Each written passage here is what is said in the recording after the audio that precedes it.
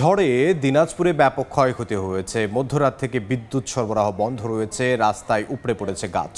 এই মুহূর্তে বালুয়াডাঙ্গায় আছেন সহকর্মী গোলাম নবী দুলাল। সরাসরি যাব তার কাছে।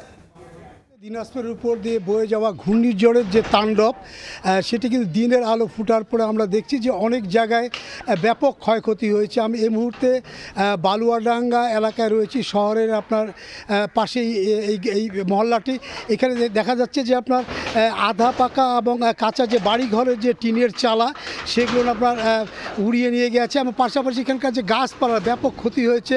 আমরা এই এলাকার আপনার যারা মানুষজন আছেন তারা বলছেন যে রাতের বেলায় যেহেতু ঘর বাড়ি আপনার যে টিনের চালা এবং বিভিন্ন জায়গায় উড়ার কারণে আপনার ব্যাপক যে ক্ষতি হয়েছে, তারা এখন কিন্তু অনেকে আপনার গাছতলায় রয়েছেন। বিশেষ করে আপনার যেহেতু এই এলাকার আপনার দরিদ্র মানুষের আপনার বসবাস, তারা যেটা বলছেন যে এই ঘূর্ণিঝড়ে তাদের বাড়িঘরে যে চালা যেভাবে আপনার উড়ে গেছে এবং টিনের অনেক ঘরে দেখা যাচ্ছে যে সিমেন্টের যে আপনার বৈদ্যুতিক পোল, সেই বৈদ্যুতিক পোলগুলোও আপনার ঘরের মধ্যে অনেকে পড়ার কারণে তারা অনেক বেশি ক্ষতিগ্রস্ত হয়েছেন। বিশেষ করে এই বিষয়টি জেলা প্রশাসক শাকিল আহমেদের সাথে কথা বলেছিলাম।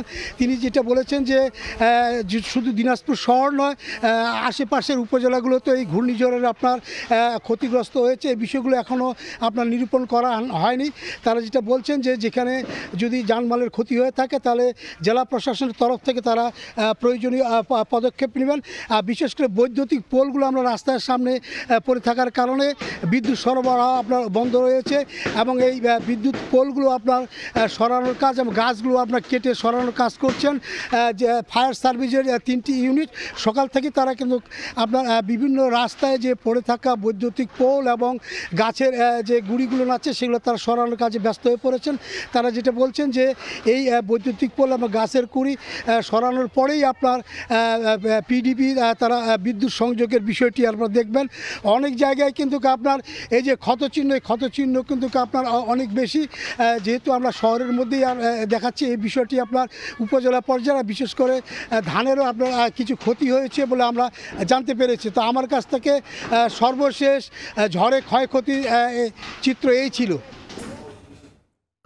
গোলাম নবী দুলাল, দিনাজপুর থেকে।